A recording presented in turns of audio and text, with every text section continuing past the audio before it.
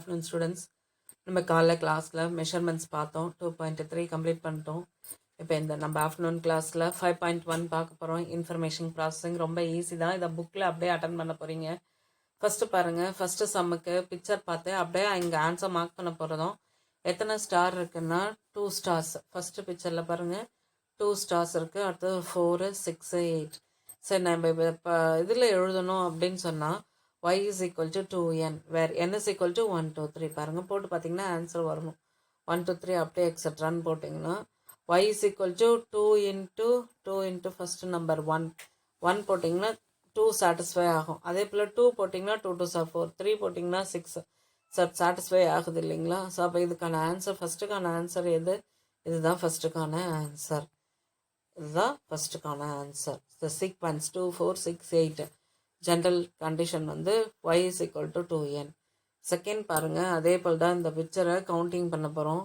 5 box இருக்குது, இதில் 9 box இருக்குது. இதில் எத்தனை பாக்ஸ் இருக்குது? 1 2 3 4 5 6 7 8 9 10 11 12 13 இருக்குது. ஸோ இந்த வர மாதிரி சீக்வன்ஸ் எது வரும் அப்படின்னு பார்த்தோம்னா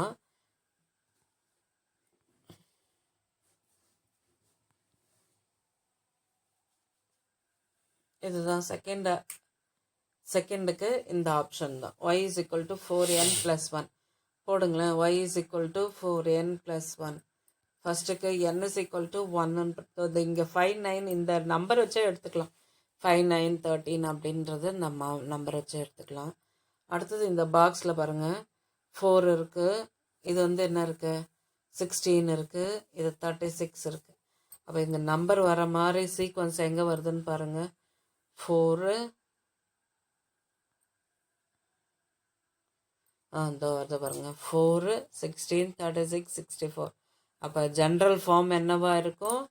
4n². இதுதான் தேர்ட் ஆப்ஷன், தேர்ட் சம்.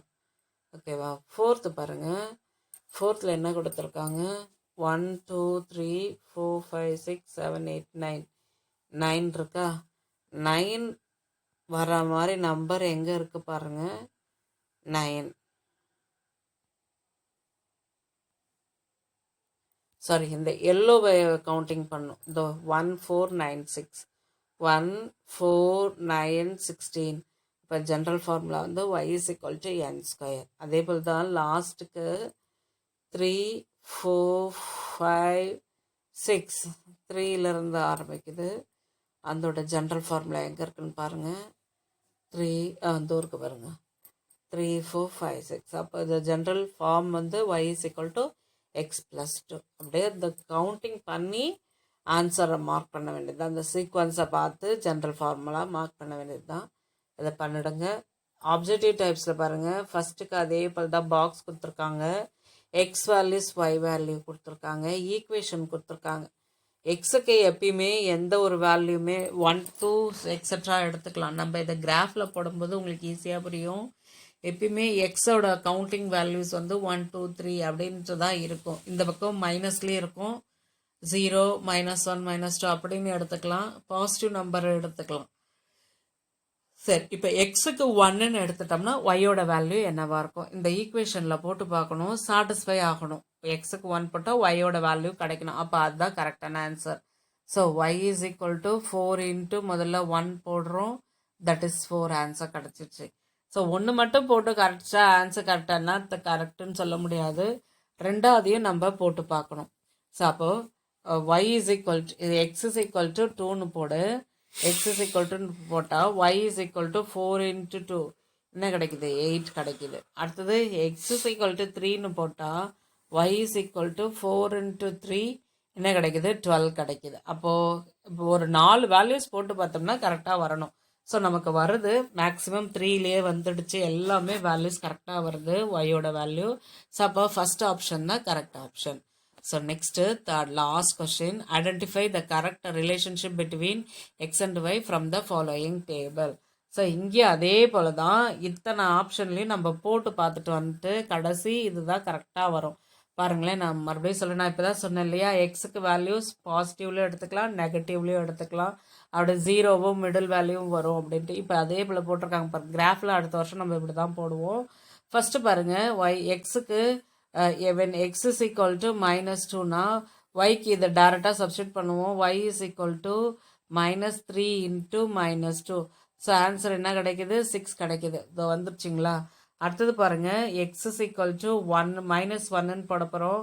அதே ஈக்குவேஷனில் போட போகிறோம். மற்றதில் போட்டால் தப்பாக வரும். ஸோ -1 அப்போ என்ன கிடைக்குது? 2 மைனஸும் சேர்ந்து பாசிட்டிவ் ஆகிடும். 3 into 1 3 ஆகிடும். ஸோ செகண்ட் வேல்யூ சாட்டிஸ்ஃபை ஆகிடுது. தேர்டு பாருங்க, 0 போட்டு பார்க்க போகிறோம். எக்ஸ் இஸ் ஈக்குவல் டு 0 அப்படின்னா இந்த சீக்வன்ஸ் ஜென்ரல் ஃபார்ம் எடுத்து போட்டுக்கினா 3 is equal to y is equal to minus 3 into 0. அப்போ என்ன கிடைக்கும்? 0. ஸோ மோஸ்ட்லி நமக்கு ஒரு 4 வேல்யூஸ் போட்டு பார்த்துட்டா நமக்கு இதுதான் ஆன்சர் கரெக்டாக வருது. ஸோ அப்போ சீக்வன்ஸ் என்ன இருக்கும்? General form y is equal to minus 3x. மற்றதில் போட்டால் எக்ஸுக்கு -2ன்னு போட்டால் சப்ஸ்டியூட் பண்ணினா ஒய்யோட வேல்யூ இதில் ஃபஸ்ட்டுக்கு 4ன்னு வருது. என்ன வருது பாருங்க, ஃபஸ்ட்டுக்கு 4. அப்போ ஃபஸ்ட்டே இது அடிபட்டுடுச்சு. இதை பாருங்க, y is equal to 2 into -2. அப்போ இதுவும் -4 வருது. ஆனால் நமக்கு இங்கே 6 வருது. அப்போ இதுவும் கேன்சல் ஆகிடுது. அடுத்தது 3க்கு இந்த தேர்ட் ஆப்ஷன் பாருங்க, y is equal to 3xன்னு கொடுத்துருக்காங்க. அப்போ 3 into -2 to give -6. First option போடும்போதே எல்லாமே தப்பாக வருது. ஸோ அப்போ ஆன்சர் இஸ் -3x. இதுதான் ஆன்சர், கரெக்ட் ஆன்சர். இதை சப்ஜெக்ட் நோட்டில் இது வந்து புக்கில் மார்க் பண்ணி குரூப்பில் சென்ட் பண்ணுங்க. இல்லை ஏதாவது டவுட் இருந்தால் கன்சர்ன் குரூப்பில் கேட்கலாம். Thank you students. We see in the next class.